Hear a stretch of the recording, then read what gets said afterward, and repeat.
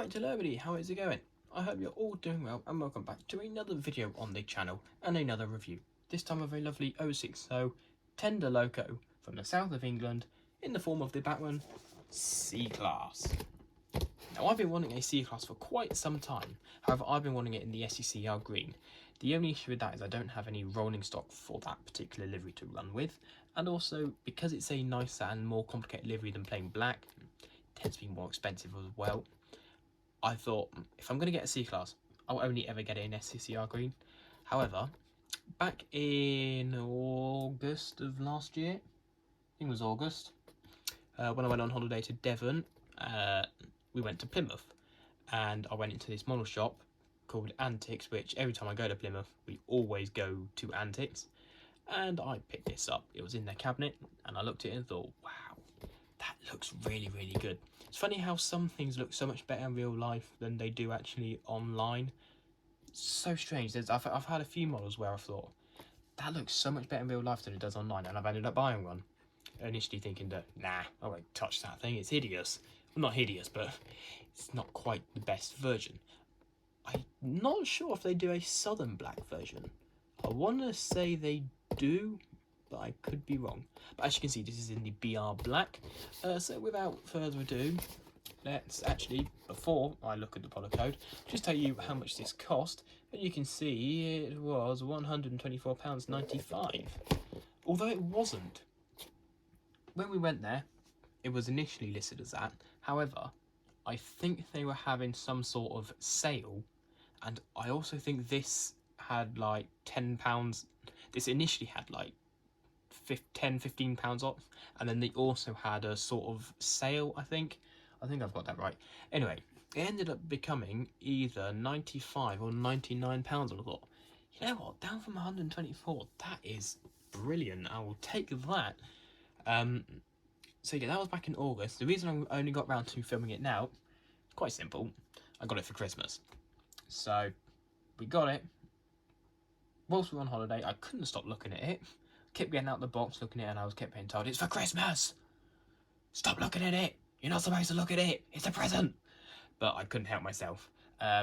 Did buy a decoder, fitted it, made sure it worked, and then it got packed away for months on end until it came out of its packaging on Christmas Day. So, let's take a look at the end of the box. The product code is 31-462A, C-Class 3100227, BR Black early emblem, and you can see it takes a 21-pin DCC decoder. On the back, we have some lovely history. Feel free to pause that and read it if you want to. So yeah, initially of the South Eastern Chatham Railway, and then went to the Southern, and then BR. You all know how the sort of Big Four and came about, and then nationalisation and the scrapping and the modernisation programme and all that good stuff. You all know about that. So without further ado, let's go and get on with getting this out of the box. And this is quite a snug fit, hence why I'm doing it off screen, because it's a bit awkward when I'm doing it on the desk. Let's just put it face down and gently lift up to reveal the papier work. So just move that over there. Let's have a look at this one first. Product maintenance and care, very important. Running in period, cleaning and maintenance, lubrication, DCC, curves, storage. So Bachmann models perform best on curves of second radius or greater. Interesting. Well, that's perfectly fine. And on the inside, product warranty and the Bachmann Collectors Club. Not bothered about either of them. Well, the warranty will come in handy if this breaks at all, but for now, not bothered. Yeah, here we have the explode diagram, and the one thing I'm not particularly happy about is this. Number 1. Now, I could be wrong, but that looks like the illustration of the standard 3-pole motor they tend to put in their locos. I've had a few Bachmann locos where I've looked at the destructor diagram, exploding diagram even, and it's been that illustration, and they've been 3-pole motors, and you can also see there's no flywheel. So already slightly disappointing. I can't remember if this has got tender pickups. I'm trying to think if there's an electrical connection between the loco and tender. Quick look. Yes, there is a loco and tender connection, obviously because the DCC decoder's in the tender, so you wouldn't be able to have it working if there was an electrical connection. But I don't think there's any tender pickup switch. Again, Bachmann, come on, catch up with the times, please. Not sure if there's bearings on the axles. Might have to find that out, but yeah, so looking at that, doesn't seem the greatest. But on the back here, we again have running in, curves, body shelf removal, DCC decoder fit in, lubrication, replacement parts, everything. So body shelf removal, that will come in handy when we take a look at the inside and see what makes this tick.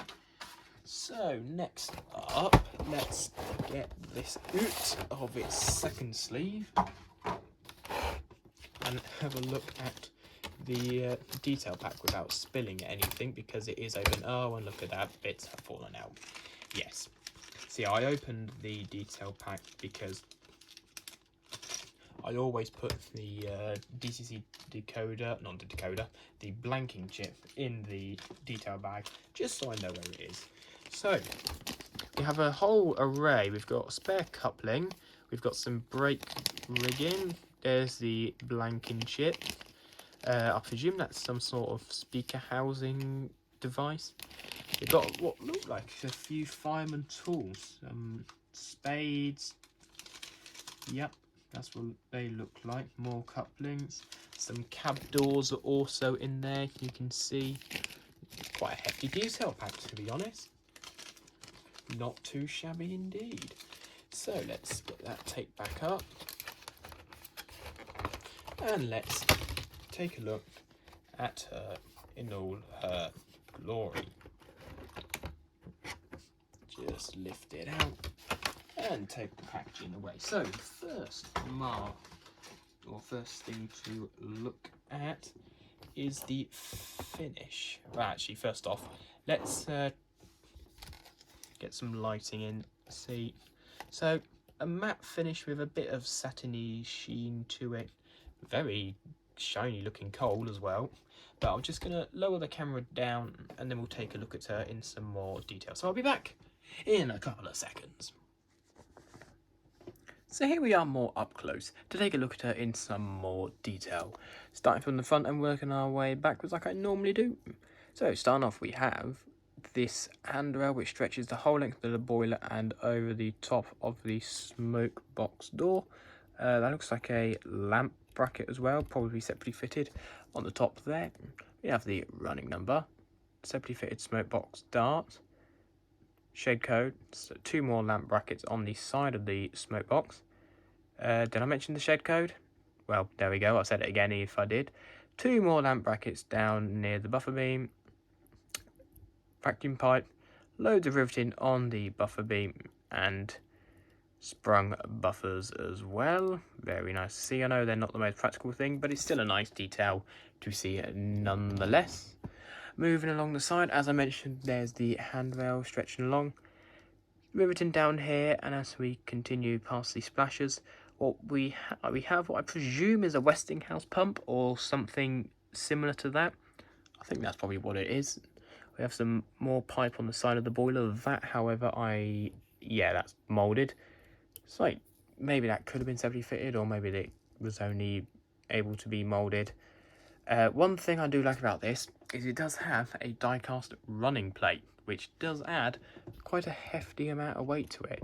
It is quite weighty for the size of it.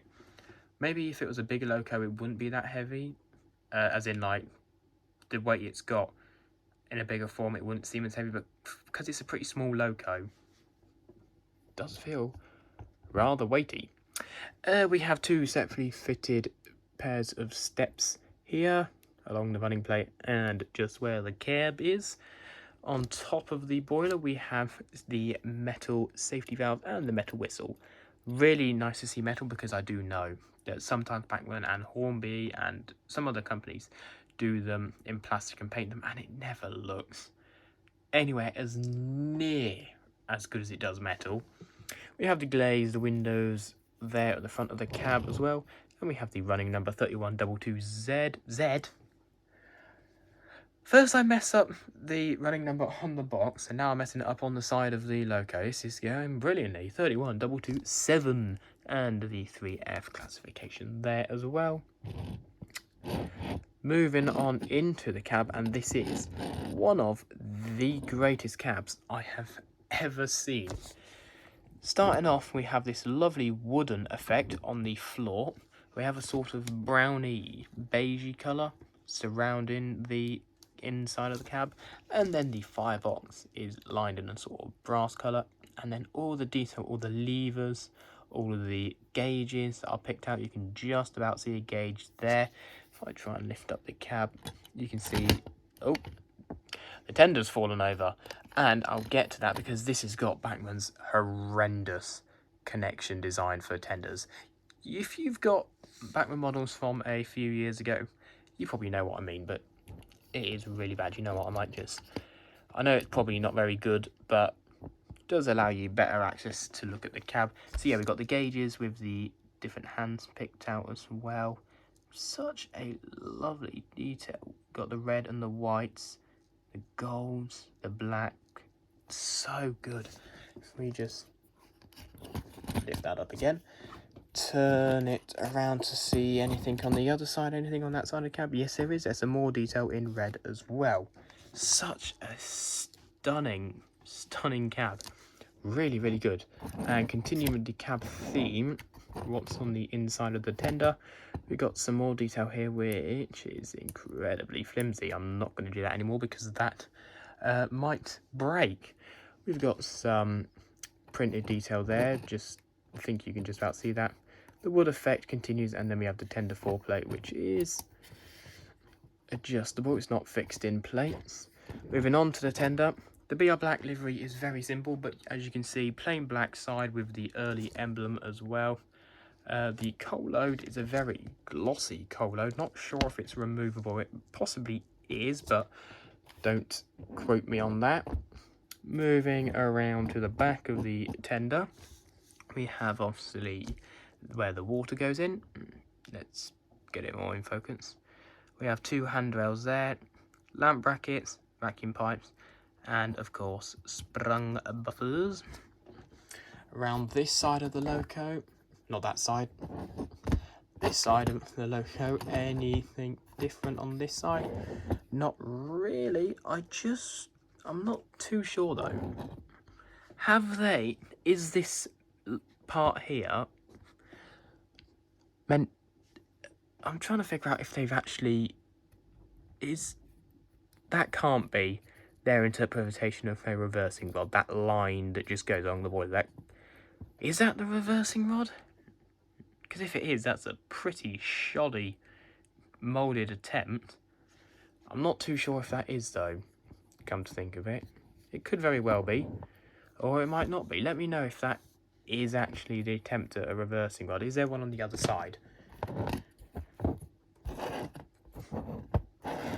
Let's see. There is something on the other side, so maybe it's not the reversing rod, because you do have reversing rods on both sides. You know what, let me know down below if that is the reversing rod, because if it is, that's pretty poor, I think. Not the best at all. I'm hoping it isn't the reversing rod. I'm just hoping it's some sort of pipe detail, because if that is the reversing rod, that is pretty poor. I mean, I've seen some poor reversing rods, particularly on the Hornby Lord Neilson class, where it's a very flimsy bit of plastic, but at least it's separately fitted. If this is the reversing rod, and it's just moulded, not the best, but I won't say for certain it is, because I'm not certain myself. But please let me know if that is the reversing rod. Anyway, as I mentioned, let's have a look at this dodgy coupling system.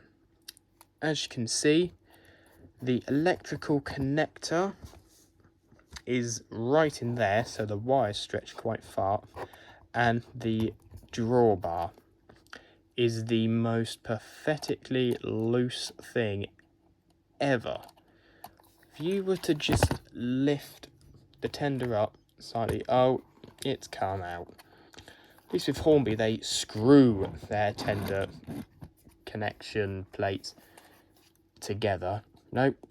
Bachmann, they're just going to screw down a little sticky out bit and have it hook on. Really, really poor design. I believe they have changed that design now, but I've got a few Bachmann models where it's got that sort of dodgy design. Really, really poor. But overall, the detail is relatively quite decent. So now, let's get on and take a look at her mechanism. So I've changed the angle of the camera just to get a better view of when I take the body off. I'll start with the tender. To unscrew the tender body, it's 2 screws at the front here, hang on, 2 screws at the front there, and also 1 at the rear here, which you can see. Focus. Haven't had any troubles with focusing today, apart from then and there. So I'll speed this up, just so you don't have to watch me unscrew it, because that probably, just a slight idea, probably doesn't pay for good viewing. I wouldn't be surprised. So I'll get the screws out, and then we'll get looking at the insides of the tender.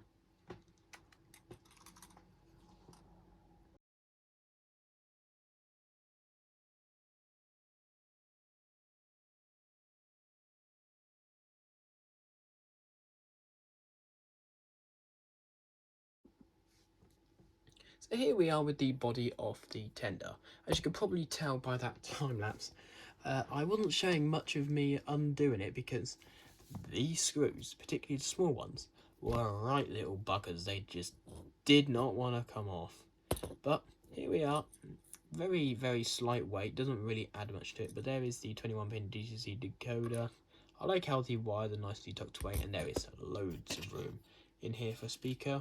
And obviously, as I think I saw in the detail pack, I think there was something in there to fit a speaker as well if you got one. So very nice there. So now let's get the loco off. I did have to undo the electrical connector, because this was being so annoying. It was being so annoying trying to get the screw. I thought, right, you know, I'm just going to separate it from the loco. So unplugged it.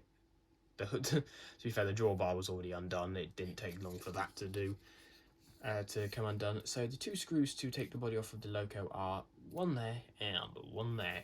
So let's try and get it started. Hopefully I won't need to do another time lapse. I'm hoping. Let's see if I can get a screwdriver that wants to fit. Let's start with this one down the front here. And of course the screws again are in really, really tight. It's as if they've glued them in, because they are being right little buggers. They do not want to shift. Right, yeah. I'm going to have to skip ahead, so I'll be back in a moment when I get the screws out of the loco. Right, and I'm back. I've taken out the 2 rather long screws that hold the body onto the chassis, if it will focus. Come on, focus. Well, you roughly see how big they are, but let's try and focus up. Is this one, isn't it? Yeah, this one was below the cab at the back. It took so long to get out. Don't know if you can tell how shiny and silvery. That's where the screwdriver has scraped it, and it's not completely mashed up. Like, you can still use it, but it was really awkward. But now it says after those 2 screws you can just remove the body. Just going to quickly double check that. Remove all screws out front and back as indicated on the diagram. That's all it says, just simply remove the screw. So gently does it, because this has got quite a fair amount of detail on it. I'm going to do it. I'm afraid I'm going to have to do it off camera quickly, just because I want to make sure this is all right. Because I always get slightly concerned when taking the body off of a new loco. Just check there's nothing stopping it, no speedometer or anything like that, no. Doesn't appear to be. So, gently doors it. Oh, it's a bit tight. Definitely don't have to, I'm just, yeah. Screw out rear base plate. Screw out front base plate. Doesn't say I have to remove the other two screws in the middle, but this is proving to be a bit tight, and I'm slightly wary because it is a new model and I don't like manhandling, but it really doesn't want to budge. Why is it not coming out right? I'm sorry guys, I'm going to have to cut again to figure out how to get this body off. So I shall be back again when I try and figure out how to get the body off of this thing. Right, after a little persuasion, I have finally managed to loosen it enough to take the body off. Hallelujah! My word, that took a while. Whilst I was trying to figure it out though, I did just undo the screws of the base keeper plate to take a look underneath there, and it does have turned metal bearings on each axle. Just quickly show a quick picture I took up on screen. Now, the weight of this body shell is fantastic. I mean, the running plate is metal, but look in there. Massive, great weights as well. Really, really good. Really good for the weight. And here you can see the rather petite looking motor. I think it is a 3-pole motor, but I could be wrong, but I'm fairly certain it is a 3-pole motor. And no flywheel, which is a bit of a shame. But now that I've finally figured out how to get the body off, I'm now going to get the body back on, and we're going to take it down to the railway and have a look at it running. So I'll meet you down there in a second. Right, so here we are down at the railway, and I've got the C-Class just off screen. I'm not sure if you're able to see it. I'll just bring it into shot. There we go. So as usual, I'm going to start off with the slow speed test. I'll then test out the agility, the rough smoothness, see how it performs over the points, because this doesn't have any tender pickups. So I'm expecting it to possibly cut out on the points. It hasn't yet, as of yet, when I've been running it, but in the review, it might at the slow speed cut out because it doesn't have any tender pickups. I don't understand why Bachmann, they put in the electrical connection to the tender so that the DCC decoder can go in the tender. Why not put tender pickups on? It makes it so much more better. It adds to the quality.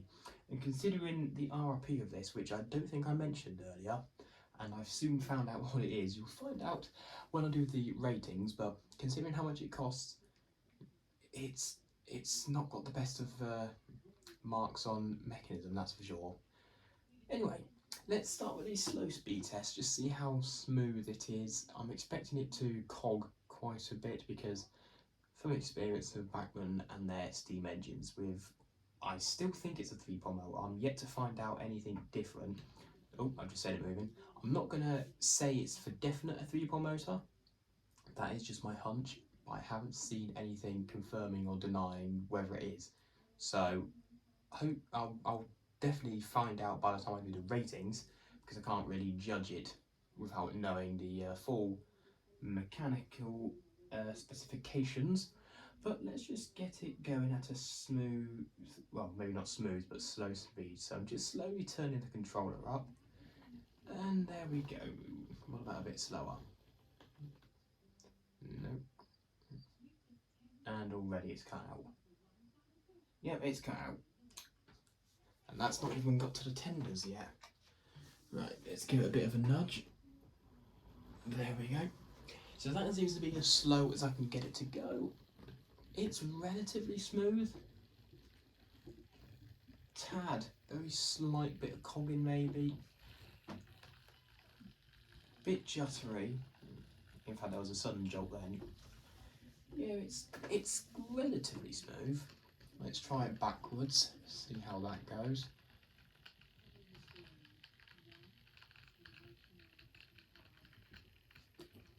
Yeah, there's definite cogging there. And it's cut out. Yep, it's cut out. I had a feeling it would. There we go. A pure reason why tender pickups are a very good option. But yeah, it's actually relatively alright. Right, I'm just going to increase the speed a bit more, see how smooth it is a bit faster. But at the faster speed, it's definitely smoother.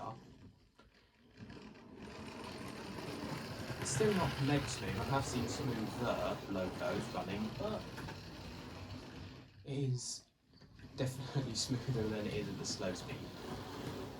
That's for sure. Yeah, it's all right. Right, agility test. See how well it manoeuvres through the points. Not going to do this mega slow. Just going to do it at a bit of speed. I just want to also make sure whether my camera setup is in the way. No, it just about misses. You can't see this, but my camera setup is what? 1 centimetre away from the loco, maybe even half a centimetre. It's quite close, but it just about manages to fit. Let's put it back down because it goes a bit fast. Well, it manoeuvres the points pretty decently. Let's try it a bit slower, see if it will cut out on the points out. Didn't even need to get to the points, it's completely cut out. Hang on. Never mind, that's me just hitting the stop button. My bad, it hasn't cut out, that's just me being stupid. Right. Yeah, this slow speed, that was a horrendous bit of juttering then. Let's see, will it cut out? Yeah, it's really not that smooth at the slow speeds. Wow, that's even worse going over the points at the slow speed. At least when it was going straight, it was slightly smoother. Going over the points, that's very juttery. Yeah, so the performance isn't the greatest. Cut out a couple of times, mainly probably due to it not having enough pickups.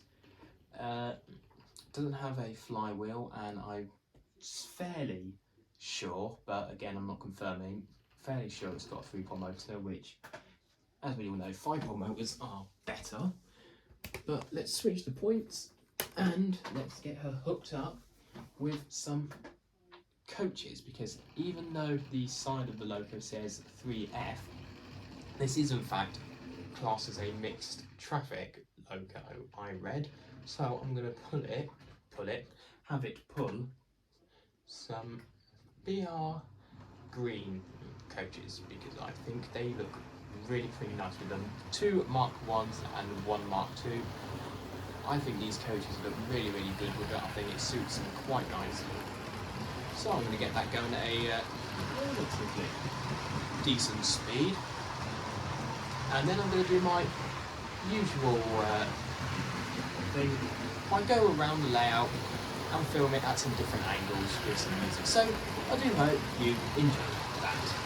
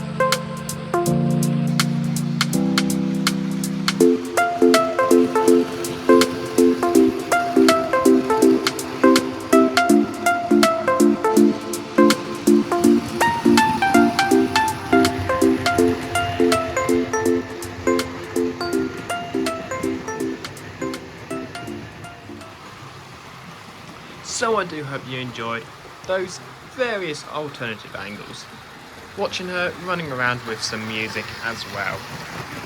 But before I conclude the video, here are my ratings for Bachmann's lovely little C-Class.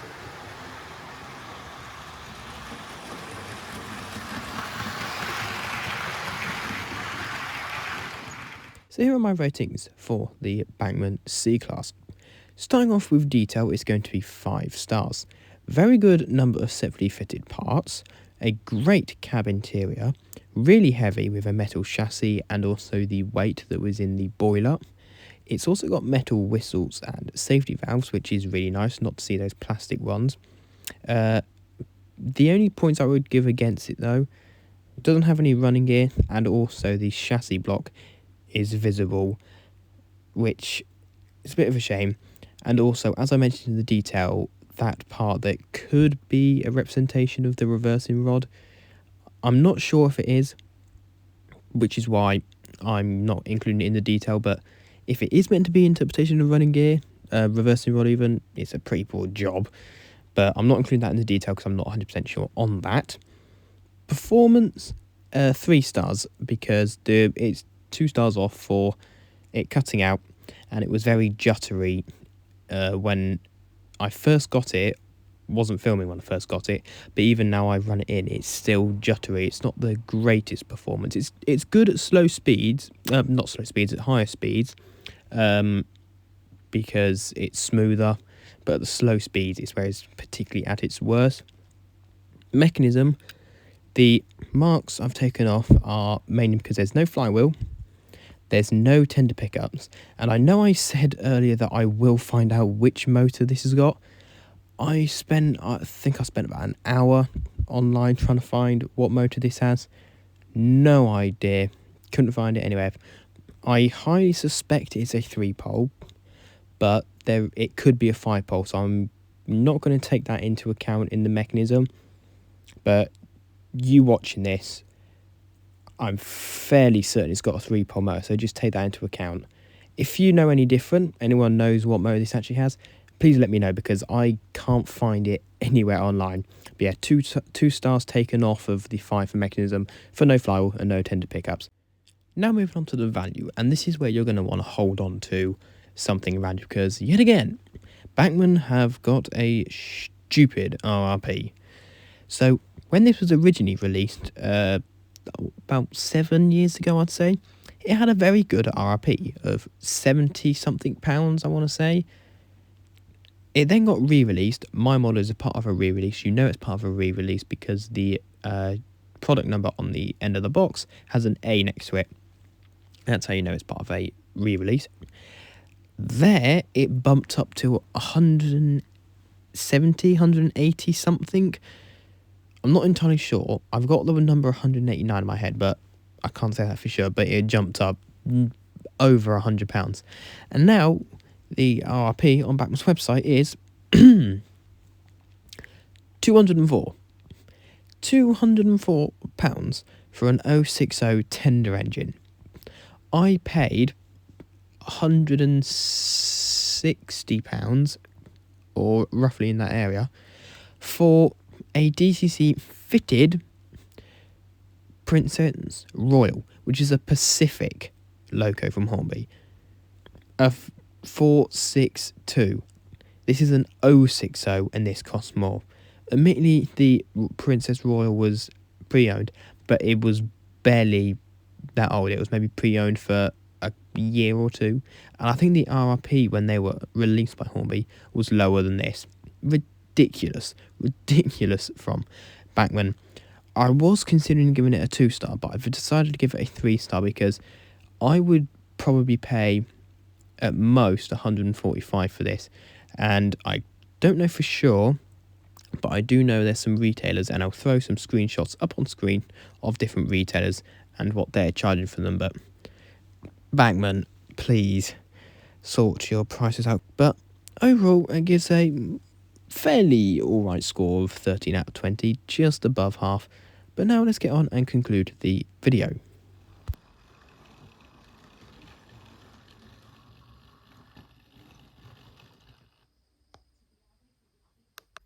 So that is the end of the video. I do hope you enjoyed watching.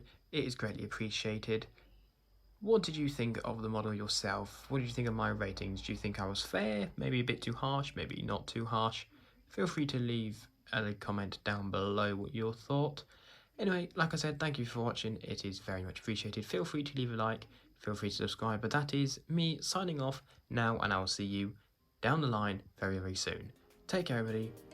See you later.